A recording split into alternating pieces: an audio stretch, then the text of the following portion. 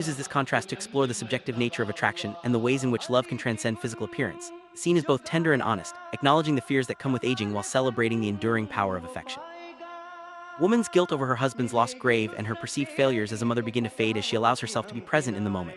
She realizes that clinging to the past only brings pain and that she deserves happiness even if only for a brief time. Kundera's narrative suggests that forgiveness, both of oneself and of others, is essential for healing and moving forward. The scene ends with a sense of acceptance and the possibility of renewal. Kundera's novel The Book of Laughter and Forgetting was first published in French in 1979, soon after his exile in France. The original Czech manuscript appeared in 1978. The novel is a milestone in Kundera's creative journey, blending personal suffering with philosophical reflection. Rather than imposing a single truth, Kundera invites readers to draw their own conclusions, using narrative fragments and shifting perspective. The book's structure mirrors the themes of memory and forgetting, challenging readers to question what is real and what is imagined. One of the central characters in The Book of Laughter and Forgetting is Tamina, a woman who works in a cafe and struggles to make ends meet. After the communist revolution in Czechoslovakia, many people fled the country, and Tamina was forced to leave behind important personal belongings, including a packet containing diaries and letters from her late husband.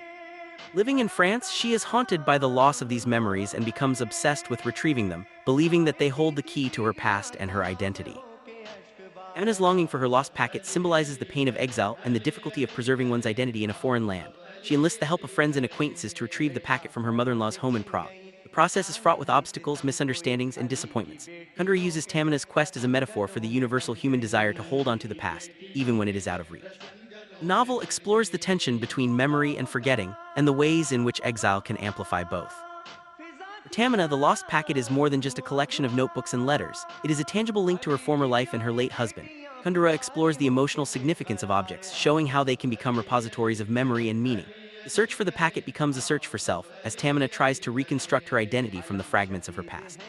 The novel raises questions about the reliability of memory and the possibility of truly recovering what has been lost. Diaries and letters in Tamina's packet contain the story of her marriage, including moments of love, conflict, and reconciliation.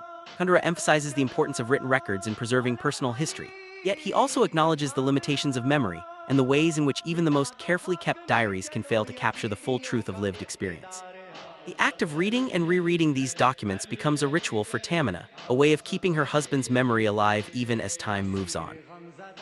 Tamina's efforts to retrieve the packet involve a network of friends and acquaintances, each with their own motivations and limitations. Some are willing to help, while others are indifferent or unreliable. Kundera uses these interactions to explore the complexities of human relationships, especially in times of crisis. The novel suggests that while friends can provide support